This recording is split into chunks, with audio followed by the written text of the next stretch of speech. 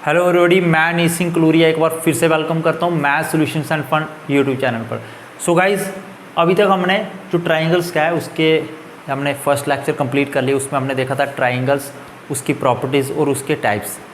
फिर हमने देखा था इससे पिछला जो लेक्चर था हमारे पास, हमने अभी तक 2 लेक्चर कंप्लीट कर लिए हैं। इसमें पिछले लेक्चर में हमने देखा था सर्कम सेंटर के बारे में। सर्कम सेंटर क्या होता है, मतलब ट्राइंगल एंड इट्स सेंटर्स। तो हमारे पास वहाँ पे सर्कम सेंटर होता है एक, और आज हम करेंगे वही, हमारे पास जो ट्राइंगल के सेंटर्स होते हैं उसको हम कंटिन्यू करेंगे। एक मेरे पास सर्कम सेंटर होता है, आगे आज मेरे पास क्या आ जाएगा, इन सेंटर, उसके बाद मेरे पास आर्थो सेंटर। तो इसी तरह से हम ट्राइंगल के सारे सेंटर्स को कवर करेंगे।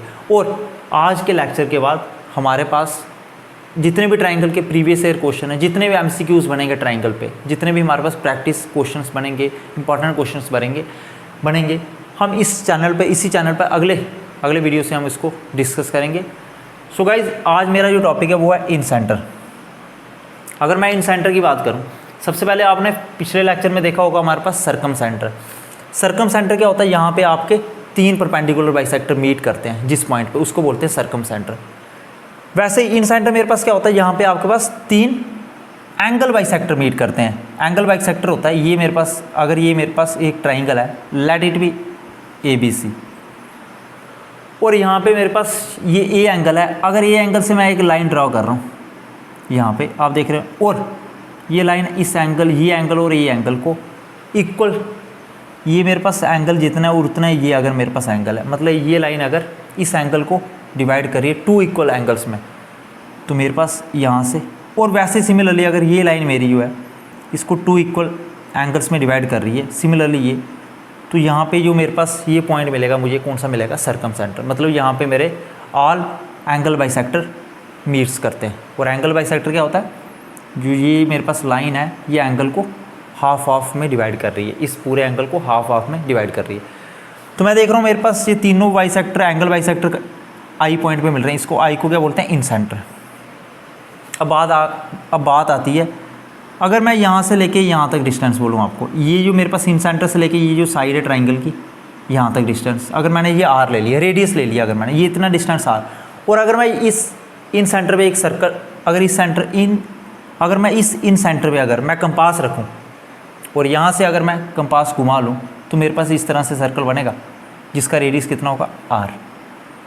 तो ये क्या हो गया मेरे पास। अब मैं इस R को क्या बोलूँगा, इस R को मैं बोलूँगा इन रेडियस। मैं क्या बोलूँगा, इन रेडियस। इस R को मैं बोलूँगा इन रेडियस। सो होपफुली गाइस आपको काफ़ी अच्छे से समझ आया होगा इन रेडियस क्या होता है, इन सर्कल क्या होता है, इन सेंटर क्या होता है। अब मैं अगर आगे बात करूँ, अब मेरे पास ये जो ट्राइंगल है, जब मेरे पास इन सेंटर गिवन होगा, इस तरह से अगर मैंने इन सेंटर निकाला, इस केस में मेरे पास एरिया ऑफ ट्राइंगल क्या होगा, वो होगा R × S। R होता है मेरे पास क्या होता है, इन रेडियस। R मेरे पास क्या होता है, इन रेडियस, और S क्या होता है मेरे पास, सेमी पेरीमीटर। ये आपको पहले से पता है, S मेरे पास क्या होता है, सेमी पेरीमीटर। और S आपको पता है किसके इक्वल होता है, अगर ट्राइंगल की साइड A, B और C है तो S किसके इक्वल होता है, पेरीमीटर का हाफ। पेरीमीटर का, ट्राइंगल का पेरीमीटर A + B + C हो गया, और इसका हाफ कर दोगे तो सेमी पेरीमीटर आ जाएगा। होपफुली आपको समझ आया होगा। अब मुझे अगर रिलेशन निकालना हो, अगर मैं सबसे पहले बात करूँ, अगर इन इक्विलेटरल ट्राइंगल, अगर मैं इक्विलेटरल ट्राइंगल की बात करूं, उसमें आपको पता है तीनों साइड इक्वल होती हैं। अगर इसको मैं इक्विलेटरल ट्राइंगल मान के चलूँ, मतलब ये A साइड है, ये भी A होगी, ये भी A होगी। आपको पता है इक्विलेटरल ट्राइंगल में आपका जो एरिया होता है, इक्विलेटरल ट्राइंगल का जो एरिया होता है आपके पास, और जो आपके सबसे पहले आपके पास जो एरिया गिवन है वो लिख लो, R एज इट इज़ लिखा हो। S किसके इक्वल होगा, इक्विलेटरल ट्राइंगल के केस में ऐसे A + B + C/2 होता है, लेकिन इक्विलेटरल ट्राइंगल के केस में A B C मेरा इक्वल होता है। मेरा जो A = B = C होता है, ये तीनों साइड से इक्वल होती हैं। तो मेरे पास क्या बन जाएगा, A + A, मैं इस तरह से भी लिख सकता हूँ, /2। होपफुली आपको समझ आएगा। और मेरा इक्विलेटरल ट्राइंगल एक्चुअल में जो एरिया होता है वो किसके इक्वल होता है, जो एक्चुअल में मेरा इक्विलेटरल ट्राइंगल का एरिया होता है वो किसके इक्वल होता है, √3/4 साइड का स्क्वायर। होपफुली आपको समझ आया होगा यहाँ तक। अब अगर आगे मैं बात करूँ, अगर मैं इधर से आगे प्रोसीड करूँ इसको, तो मेरे पास क्या बन रहा है, R × A मेरे पास 3A हो गया, /2 which is equal to √3/4 A का स्क्वायर। यहाँ पे देख रहा हूँ मेरे पास कुछ कट रहा है, यहाँ से 2 से मैं इस 4 को काट दूँगा, यहाँ से a से ये कट गया मेरे पास, तो क्या बच रहा है 3r इक्वस टू √3/2a।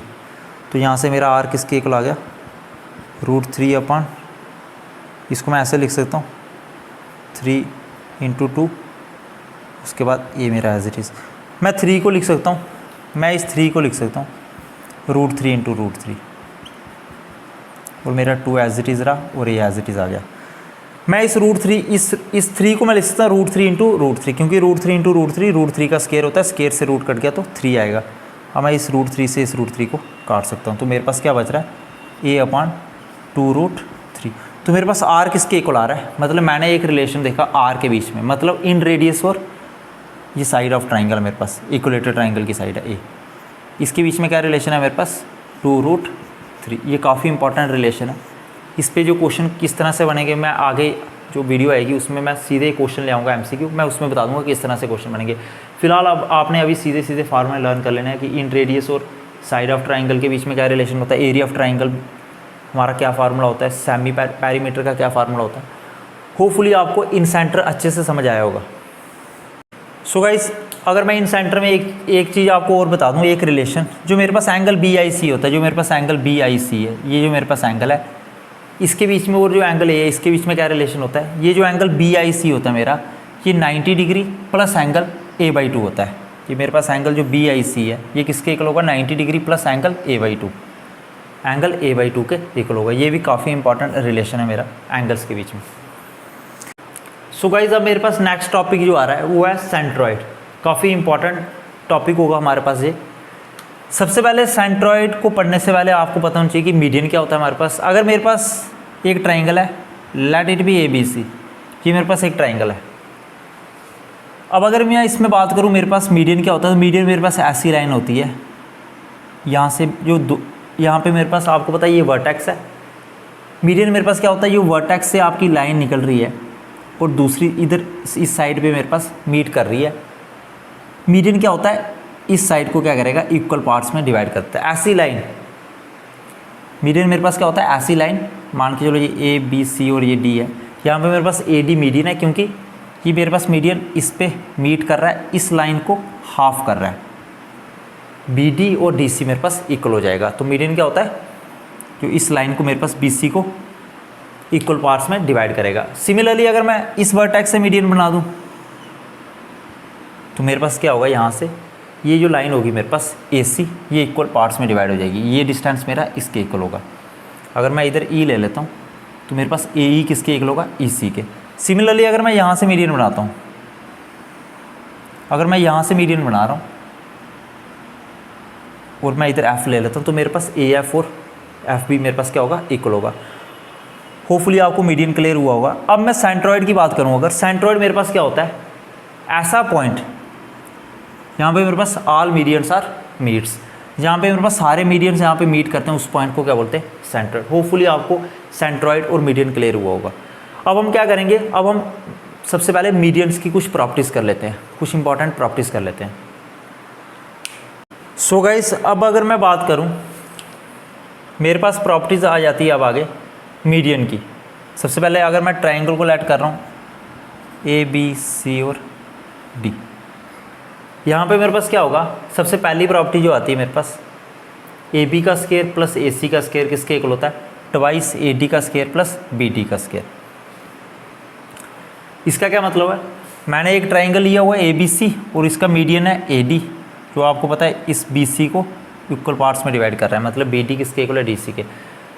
तब मेरे पास क्या होता है, AB का स्क्वायर प्लस AC का स्क्वायर, AB का स्क्वायर प्लस AC का स्क्वायर मेरे पास किसके इक्वल होता है, ट्वाइस AD का स्क्वायर प्लस BD का स्क्वायर और DC का स्क्वायर, क्योंकि BD और CD या DC मेरे पास इक्वल है।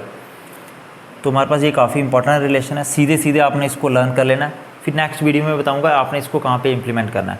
उसके बाद अगर मैं बात करूँ, अगर मेरे पास अगेन एक मीडियन है, ये ट्राइंगल दिया हुआ है, तो जो मेरे पास ट्राइंगल का एरिया होगा ABD का और जो ट्राइंगल का एरिया होगा ACD का, ये इक्वल होगा। मतलब ये ट्राइंगल 1 और ये ट्राइंगल 2, दोनों का एरिया मेरे पास क्या होगा, इक्वल होगा।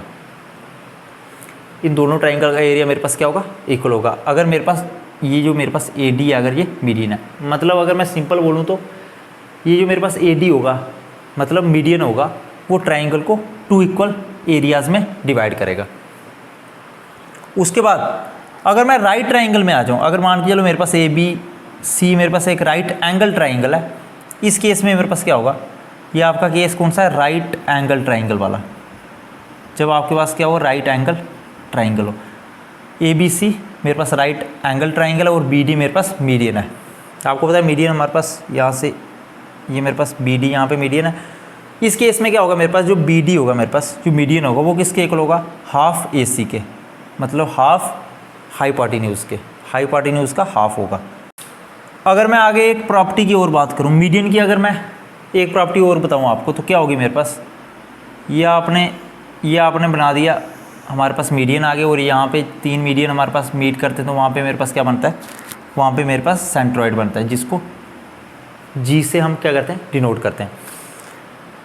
और अगर इस केस में मेरे पास क्या होगा, अब एक प्रॉपर्टी हो रहा है मेरे पास, ये जो मीडियन की रेशो होगी, अगर मैं इस मीडियन की बात कर रहा हूँ, ये मैंने ट्राइंगल ए बी सी लिया हुआ है, इसको मैं ई और एफ ले लेता हूँ। अगर मेरे पास जी जो है वो सेंट्रॉइड है, ये जो सेंट्रॉइड होगा ये मीडियन को 2:1 में डिवाइड करता है, मतलब ये जो सेंट्रॉइड है मेरा, अगर मैं इस मीडियन की बात कर रहा हूँ, अगर मैं सी ई की बात कर रहा हूँ, तो सी ई की बात कर रहा हूँ अगर मैं, तो सी जी अपॉन ई जी किसके इक्वल होगा, 2 के। और आप इसको ऐसे बोल सकते हो, सी जी रेशो ई जी किसके इक्वल होगा, 2:1 के। होपफुली आप कनेक्ट कर पा रहे होंगे। सिमिलरली अगर मैं इस मीडियन की बात करता हूँ, अगर मैं एफ बी मीडियन की बात करता हूँ या बी एफ मीडियन की बात करता हूँ, तब मेरे पास क्या होगा, बी जी अपॉन एफ जी मेरे पास किसके इक्वल होगा, 2 के इक्वल होगा। सिमिलरली आप इस मीडियन के लिए भी निकाल सकते हैं, जो मेरे पास ए डी मीडियन है, ए डी मीडियन के लिए मेरे पास क्या होगा, ए जी अपॉन जी डी मेरे पास किसके इक्वल होगा, 2 के। होपफुली ये प्रॉपर्टी आपको समझ आई होगी, काफ़ी इंपॉर्टेंट प्रॉपर्टी है। सो गाइज अब मेरे पास नेक्स्ट टॉपिक कौन सा आता है, आर्थो सेंटर। जैसे अभी तक आपने टाइप्स ऑफ ट्राइंगल पढ़ा था सबसे पहले, उसके बाद हमने पढ़ा था ट्राइंगल एंड इट्स सेंटर, मतलब ट्राइंगल के सेंटर पढ़े थे, सर्कम सेंटर पढ़ा था जहाँ पे आपके पास परपेंडिकुलर बाइसेक्टर मीट करते हैं। उसके बाद आपने पढ़ा था इन सेंटर, जहाँ पे आपके पास एंगल बाइसेक्टर मीट करते हैं। सिमिलरली आपके पास ऑर्थो सेंटर है, उसमें क्या होता है, हमारे पास सिंपली परपेंडिकुलर और एल्टीट्यूड मीट करते हैं। यहाँ पे ना परपेंडिकुलर बाइसेक्टर होगा ना एंगल बाइसेक्टर होगा, सीधे हमारे पास क्या होगा, यहाँ पे सीधे हमारे पास परपेंडिकुलर मीट करते हैं। यहाँ पे अगर मैं यहाँ से एक परपेंडिकुलर बनाता हूँ, ये 90 डिग्री परपेंडिकुलर बोल सकते हैं इसको, या एल्टीट्यूड बोल सकते हो। यहाँ से मेरे पास एक एल्टीट्यूड आ गया और यहाँ से मेरे पास एक एल्टीट्यूड आ गया। मैंने ट्राइंगल ले लिया ए बी सी, और ए ओ मेरे पास क्या होगा, ओ मेरे पास क्या होगा, आर्थो सेंटर होगा इस केस में, अगर मेरे पास 3 परपेंडिकुलर मीट कर रहे हैं या 3 एल्टीट्यूड मीट कर रहे हैं। अब कुछ प्रॉपर्टीज़ आ जाती हैं इसमें। सबसे पहले एंगल बी ओ सी, जो मेरे पास एंगल बी ओ सी है, ये जो एंगल बी ओ सी किसके इक्वल होगा, 180 माइनस एंगल ए के, 180 माइनस एंगल ए के। सिमिलरली एंगल ए ओ सी किसके इक्वल होगा, 180 डिग्री माइनस एंगल बी के। सिमिलरली मेरे पास एंगल ए ओ बी किसके इक्वल होगा, 180 डिग्री माइनस एंगल सी के। उसके बाद अगर मैं नेक्स्ट प्रॉपर्टी की बात करूं, अगर मैं सेकंड प्रॉपर्टी की बात कर रहा हूं, अगर मैं एक राइट एंगल ट्राइंगल बनाता हूं, ये मेरे पास क्या है, राइट एंगल ट्राइंगल है। इस केस में जो मेरे पास ऑर्थो सेंटर बनता है, आपको पता है ये आपने परपेंडिकुलर बनाया है, यहाँ पे ये मैंने परपेंडिकुलर बनाया हुआ है और इधर मीट कर रहा है। इस केस में क्या होता है, जो मेरा ऑर्थो सेंटर होता है वो 90 डिग्री पे बनता है। ये आपको पता है यहाँ पे आपका 90 डिग्री होता है, तो यहाँ पे मेरे पास जो ऑर्थो सेंटर बनेगा इस पॉइंट पे बनेगा, मतलब 90 डिग्री पे बनेगा। होपफुली आपको ऑर्थो सेंटर की सारी प्रॉपर्टीज़ अच्छे से क्लियर हुई होंगी। अब हम आगे देखेंगे यूलर लाइन। सो गाइज अब हम देखेंगे यूलर लाइन।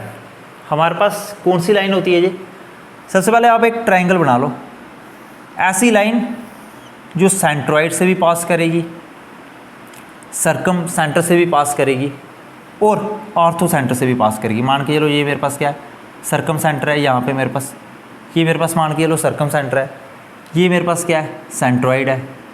ये मेरे पास क्या है, ऑर्थो सेंटर है। ऐसी लाइन जो सर्कम सेंटर से भी, ऐसी लाइन जो सर्कम सेंटर,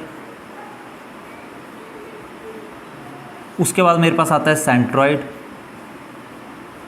और उसके बाद मेरे पास आता है ऑर्थो सेंटर। ऐसी लाइन जो सर्कम सेंटर, सेंट्रॉइड और ऑर्थो सेंटर से पास होती है, उसको क्या बोलते हैं, यूलर लाइन बोलते हैं। अब इसमें सबसे पहले आपने एक पॉइंट नोट किया होगा, यहाँ पे मेरे पास कौन सा सेंटर पास नहीं हो रहा है इस लाइन से, इन सेंटर जो होता है वो मेरा यूलर लाइन से पास नहीं होता है। सो गाइज़, मैं उम्मीद करता हूँ आपको आज का सेशन काफ़ी अच्छा लगा होगा, पसंद आया होगा। अगर आपको आज का सेशन अच्छा लगा तो एक बार दोस्तों के साथ शेयर ज़रूर कर लेना, और हमारा टेलीग्राम चैनल है वो मैंने डिस्क्रिप्शन में लिंक डाला हुआ, एक बार ज्वाइन कर लेना, ताकि सबसे पहले जो भी कोई अपडेट आए हमारे पास वो आप तक पहुँच जाए। So thank you so much guys and have a wonderful day.